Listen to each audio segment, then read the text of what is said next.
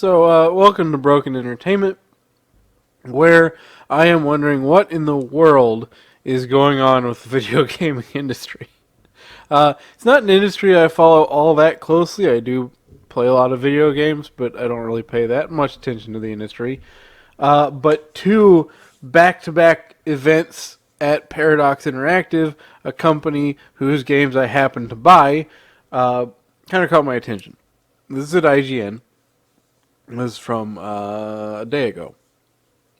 Paradox Interactive accused of a culture of silence around gender discrimination. Now, I think they kind of extrapolate that a little bit, but we'll get into the article here.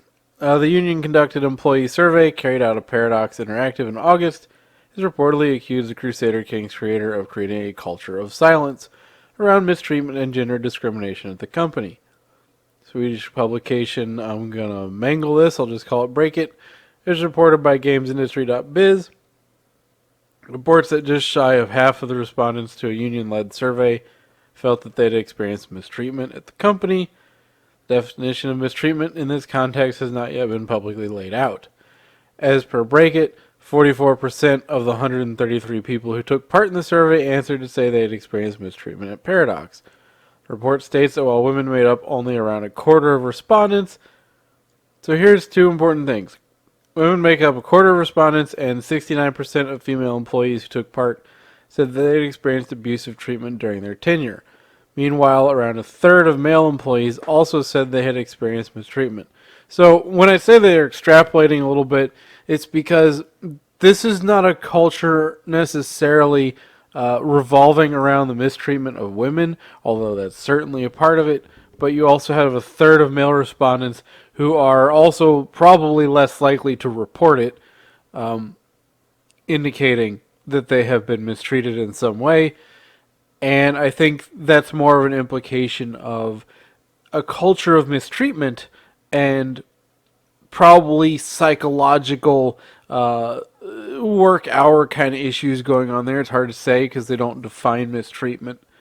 Than it is necessarily about gender discrimination. I think that may play a role, certainly, but there's a lot going on here.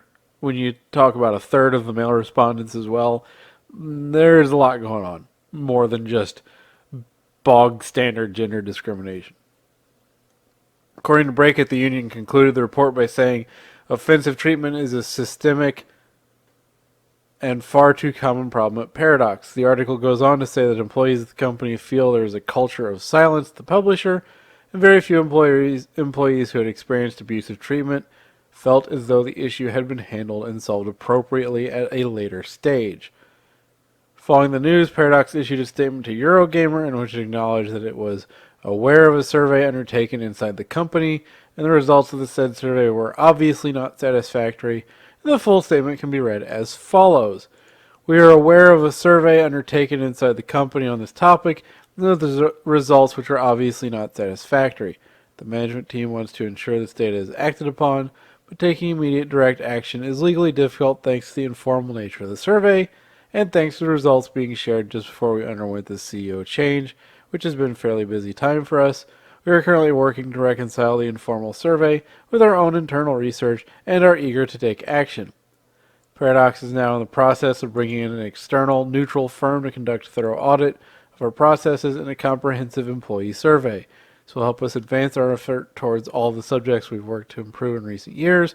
Harassment and abuse will be paramount among these, but we'll also be examining subjects like unbiased hiring and compensation, ongoing bias awareness, inclusion, and more.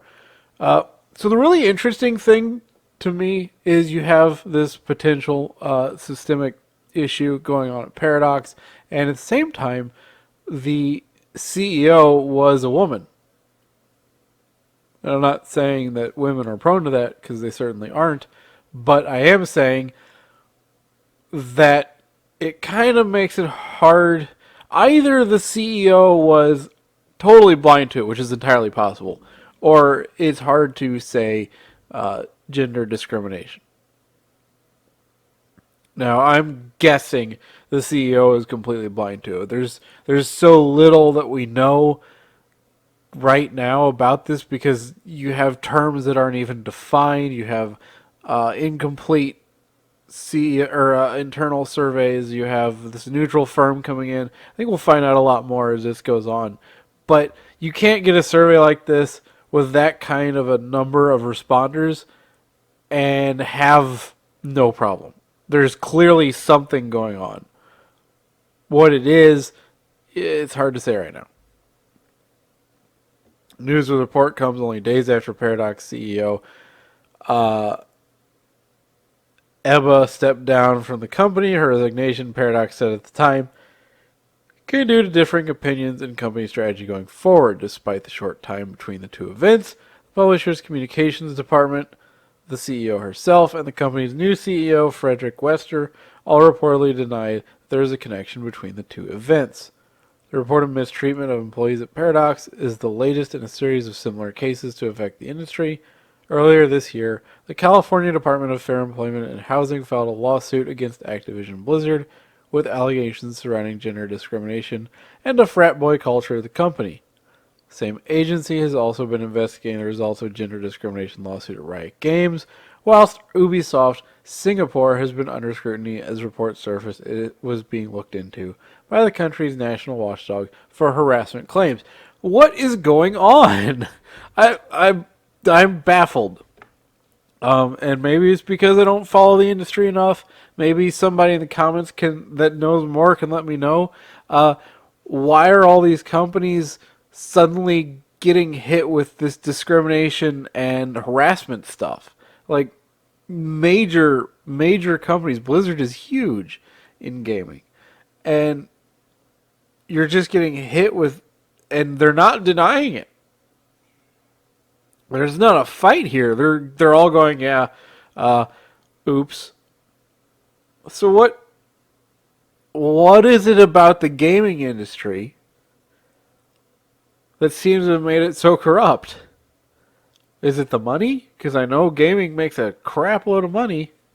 I don't understand. Please, if you have any inkling whatsoever, let me know in the comments. But I think there's stuff like this going on through entertainment in general. I suspect it's not isolated to the video gaming industry because that's kind of weird if it is. I have a feeling, given the way Disney treats people and given the way certain other companies respond to things, that if you did these same surveys at Disney and at a couple other companies, you might see similar responses. I mean, look at Amazon. Okay, and Amazon is one of the biggest entertainment conglomerates in the world right now. And we all know the stories of how they treat many of their employees. So it's interesting to watch, interesting to try to figure out what's going on, but, it was a hard thing for me to ignore, given the fact that I buy Paradox Games, given the fact that first you see the CEO change, and then you see this article, and then you've got Blizzard and Ubisoft, all these companies involved, Riot Games. So, curious and not good. So, support indie creators for video games, just like you do, like I say, for everything else. Because, yes, I buy Paradox games and I do play them. They're a highly predatory company, though, in the way they manage their games. They release Crusader Kings 3, and it's like, here's DLC, and here's DLC, and here's DLC, and here's DLC. And they're one of the most aggressive DLC companies I can think of off the top of my head, where it's just $20 here, $10 there, $15 over there. Oh, you wanted to have characters that looked the way they should look for the region? Well, here's another $10. Oh, you wanted your tanks in Hearts of Iron 4 to be accurate? Oh, here's another $15. They do this stuff pretty hard. And I think competition, healthy competition from an indie gaming industry would be very helpful in combating that kind of thing. Because right now people go, oh, I don't like this, but they buy it anyway because they want to play video games. And, Paradox makes some good games despite the DLC issues. Heavily modifiable games, which is nice. But, it is what it is. I'd say in every form of entertainment, look for alternatives, look for indie creators, give them your support when they deserve it, when they make a good product, and we'll have a healthier, better entertainment industry as a whole if we all start doing that. But let me know what you think of all this in the comments. If you like the video, please hit the like button. If you're not subscribed, please consider subscribing. Hit the bell for notifications, and I will see you next time.